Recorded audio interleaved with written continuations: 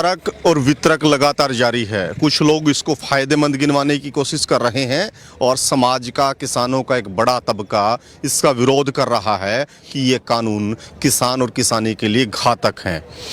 हमारे साथ पंजाब और हरियाणा हाई कोर्ट के एडवोकेट विक्रम मित्तल जी हैं। इनसे सरल भाषा में इन कानूनों को समझने की कोशिश करेंगे। मित्तल साहब, पहले तो एक बार थोड़ा सा ब्रीफ कर दें कि असल में ये कानून है क्या, उसके बाद बिंदुवार तरीके से हम लोग इस पर चर्चा करेंगे। देखिए, ये 3 कानून हैं। इसमें से एक कानून तो ऐसा है जिसमें संशोधन किया गया है, एसेंशियल कमोडिटी एक्ट, और 2 कानून सरकार बिल्कुल नए तरीके से लेके आई है जिनका कि पहले कोई कानून नहीं था।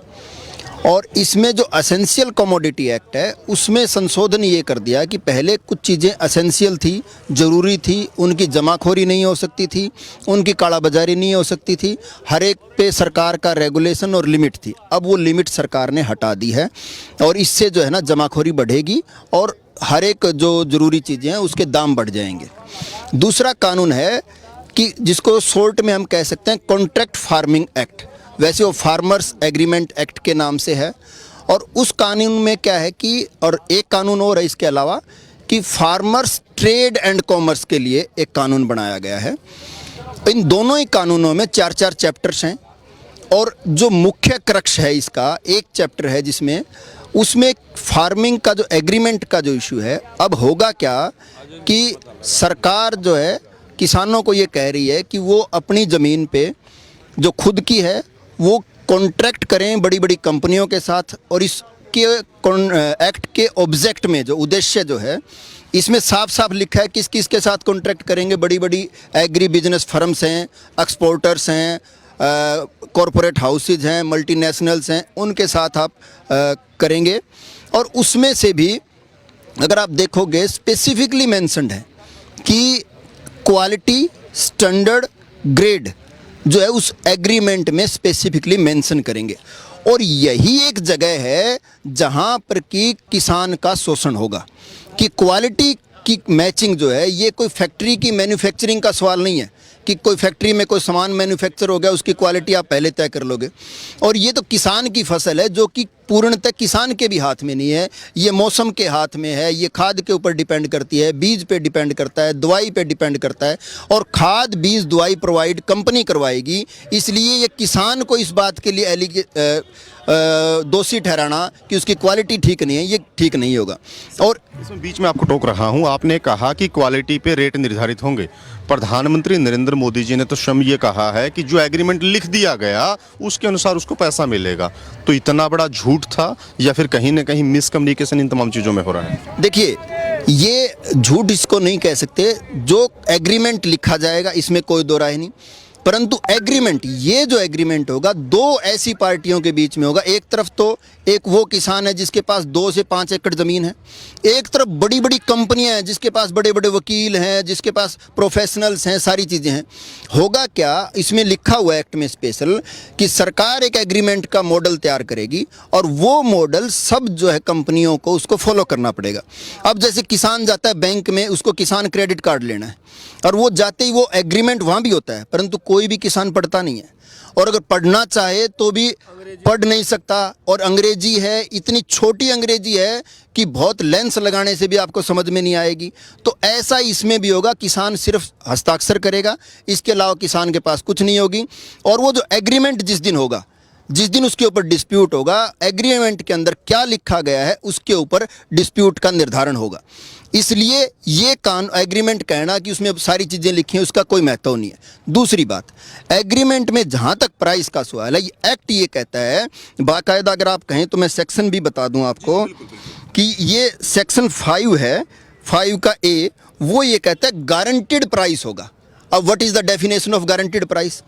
गारंटीड प्राइस आपने गेहूं का रख दिया 20 रुपये किलो, मार्केट में वो गेहूं होगी 50 रुपये किलो, तो आप उसको खरीद लेंगे।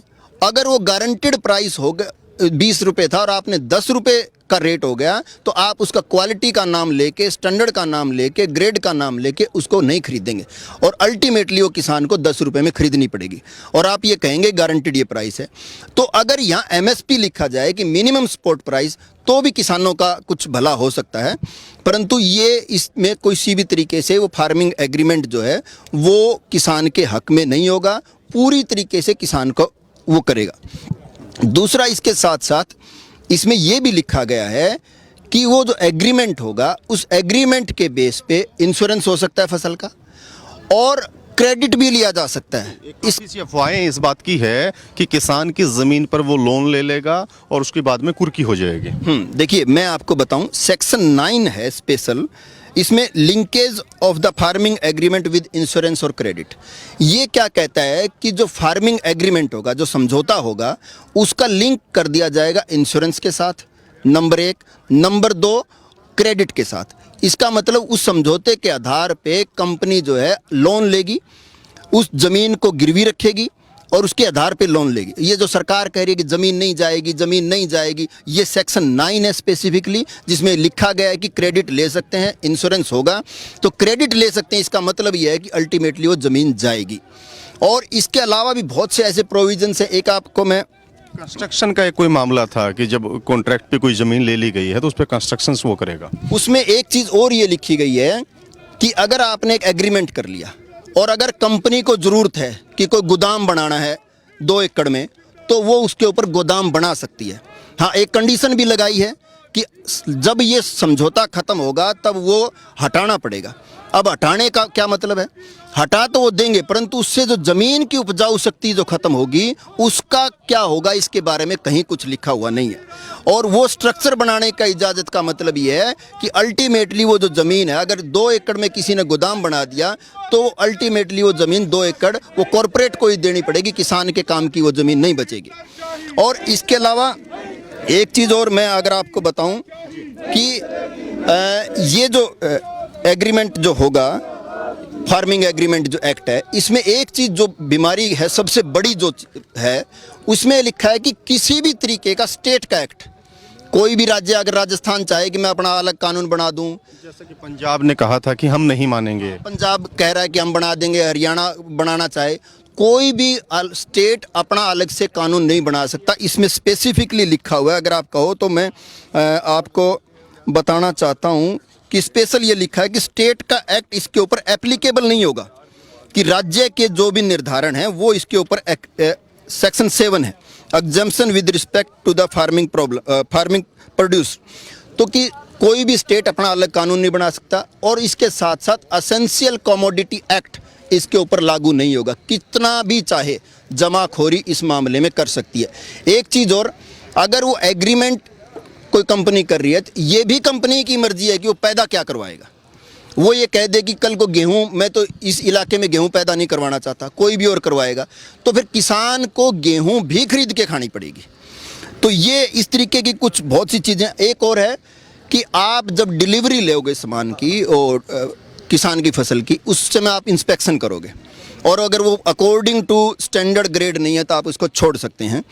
और इसके अलावा ये भी प्रोविज़न है कि आप फसल आने से पहले जुताई के टाइम भी उसकी क्वालिटी चेक कर सकते हो और अगर आपके क्वालिटी ठीक नहीं है तो आप उस समय भी उस समझौते को रद्द कर सकते हो। और सबसे जो ज़्यादा संदेह की बात है, जिस पे किसानों को सबसे ज़्यादा जो संदेह हो रहा है, जो सरकार की मंशा पे, उसमें सबसे बड़ा ये है कि जो कोर्ट में जाने की पावर नहीं है। सरकार का तर्क यह है कि कोर्ट में इसलिए नहीं लेके जाना चाहते कि कोर्ट में बहुत लंबे समय लगते हैं। मैं आपको ये बताना चाहता हूँ कि एसडीएम को पावर दी गई है और एसडीएम की पहली बात तो इतनी हैसियत नहीं है कि वो सरकार के खिलाफ फैसला दे दे। हरियाणा में हमने देखा कि एक तहसीलदार के ड्राइवर ने एक डिप्टी सीएम के खिलाफ पोस्ट डाल दी और एसडीएम को उसकी इंक्वायरी दे दी। एसडीएम ने बिना कोई नोटिस के सरकार के कहने पे उसको सस्पेंड कर दिया। इसी तरीके से जिस दिन एसडीएम के पास ये जाएगा तो एसडीएम वही फैसला करेगा जो सरकार कहेगी या कंपनी कहेगी। दूसरी बात जो 30 दिन की बात है, 30 दिन की बात का सवाल इसमें लिखा गया है कि दोनों पार्टियों को सुना जाएगा। दोनों पार्टियों को सुनने का मतलब ये है कि 3 साल से पहले फैसला नहीं आ सकता। अच्छा, 30 दिन की एक लिमिट जो बता रहे थे उस पे किस तरीके से 3 साल? 30 दिन, मैं कह रहा हूँ 30 दिन की लिमिट है। कि 30 दिन में वो डिसाइड करेंगे, परंतु ये हिंदुस्तान में इतने कानून बने हैं। मैं आपको एक ये चेक की कोई पेमेंट बाउंस हो जाती है, उसमें 3 महीने का टाइम है, समरी ट्रायल बोलते हैं। परंतु आज आपको मैं बताऊं 2010 से के भी मामले आज तक भी कोर्टों में पेंडिंग है। 2-2, 3-3 साल तक उनकी सर्विस नहीं होती, कंपनियां पेश ही नहीं होंगी। एक कंपनी, अब मैं फॉर एग्जांपल कहूं कि हमने फेसबुक को एक नोटिस भेजा, कैलिफोर्निया में उसका ऑफिस है, उसको नोटिस भेजना ही संभव नहीं है, उसका आना 30 दिन में डिसाइड होना तो सवाल ही नहीं पैदा होता। तो बहुत मुश्किल काम होगा ये। दूसरी बात, कंपनी के पास अपने वकील होंगे, अपने प्रोफेशनल होंगे, उनके रिटर्न स्टेटमेंट तैयार करने वाले होंगे। किसान के पास ऐसा कुछ नहीं होगा। किसान को अल्टीमेटली वकीलों पे ही डिपेंड करना पड़ेगा या फिर सरेंडर करना पड़ेगा। किसान को तो तमाम उम्र में पटवारी काबू नहीं है, यहाँ तो फिर भी कहीं ना कहीं एसडीएम की बात हो रही है। तो हाँ, ये सही बात है। पटवारी तो दूर की बात, मैं तो कह रहा हूँ गांव में कोई भी छोटे से छोटा कोई अधिकारी है, किसान तो उसको भी हैंडल नहीं कर सकता। और क्योंकि हैंडल इसलिए नहीं कर सकता, ऐसा नहीं है कि किसान पढ़ा लिखा नहीं है, वो नहीं है, परंतु उसकी फाइनेंशियल कैपेसिटी ऐसी नहीं है कि वो एक दिन भी कोर्ट में जाएगा तो उसके तो 500 रुपये के दिहाड़ी का नुकसान हो जाएगा, तो वो उसका कहाँ से भरपाई होगी, उसका कोई वो नहीं है। तो इसलिए ये संभव नहीं है। ये एक्ट, फार्मिंग एग्रीमेंट एक्ट, बिल्कुल किसानों के खिलाफ है। किसानों की ज़मीन भी जा सकती है और किसानों की जो हालत आज के दिन है वो उससे ज़्यादा बदतर होगी। दूसरा जो एक्ट है, अगर हम उसकी बात करें, वो है ट्रेड एंड कॉमर्स, कि एक फार्मिंग एग्रीमेंट बना दिया कि एग्रीमेंट के हिसाब से आपकी फसल पैदा हो जाएगी। आगे उसका क्या होगा? आगे उसका ये होगा कि अब अगर सरकारी मंडी में जाएगा तो फिर किसान वहाँ जाके भी अपनी बात रख सकता है, परंतु उसके लिए ये कर दिया कि अब मंडी में जाने की ज़रूरत नहीं है।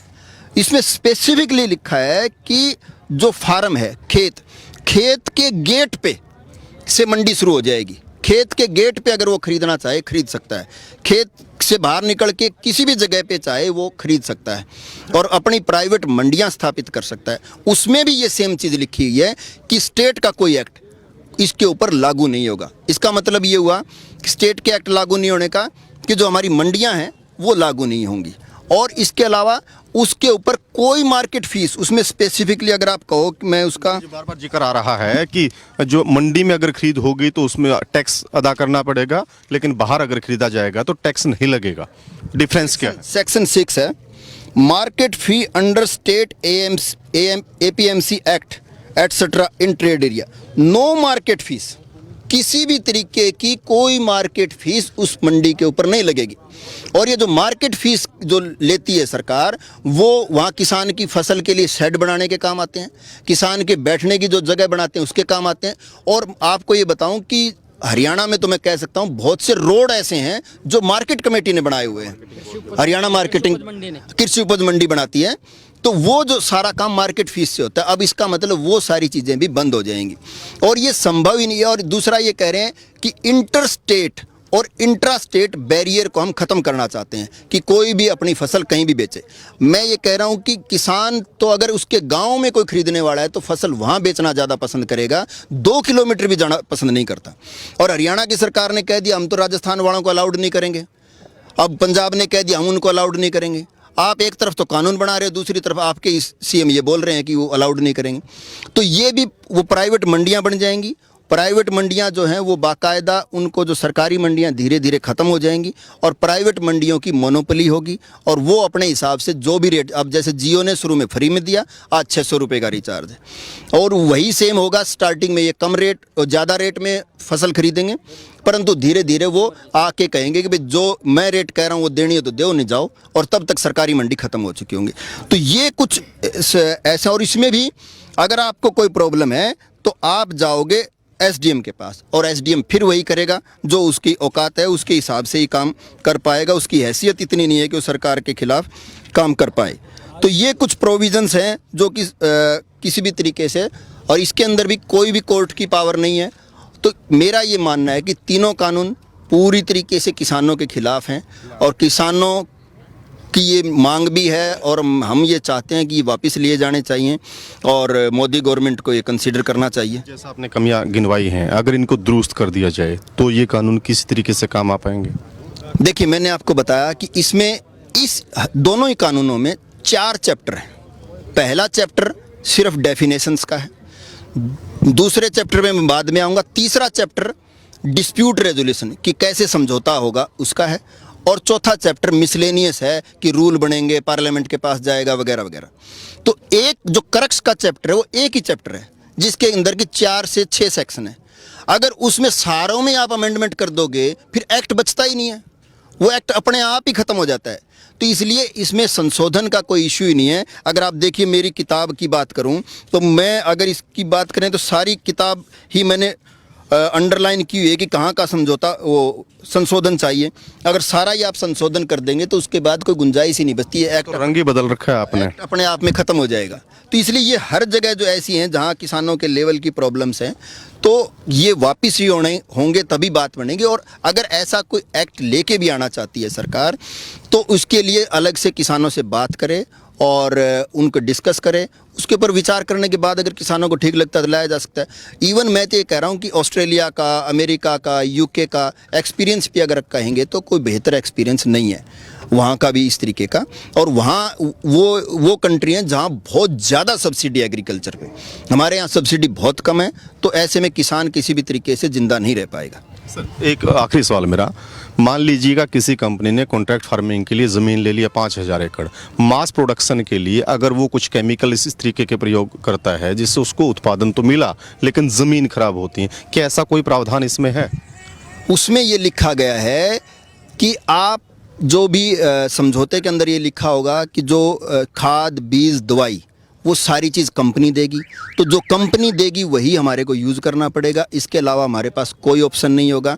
तो अल्टीमेटली ये संभव हो सकता है कि वो पेस्टिसाइड यूज़ करे जो कि उसकी प्रोडक्शन कैपेसिटी तो बढ़ाए लेकिन ज़मीन बहुत ज़्यादा कमज़ोर होती चली जाए, ज़मीन की उपजाऊ शक्ति ख़त्म कर दे। और दूसरा, इसके अलावा आप देखिए जहाँ कॉटन की बेल्ट है वहाँ पे पेस्टिसाइड के बहुत ज़्यादा प्रयोग से कैंसर हो गया लोगों को, खासतौर पे बठिंडा का इलाका आप देखेंगे स्पेशल कैंसर ट्रेन नाम रखा गया है।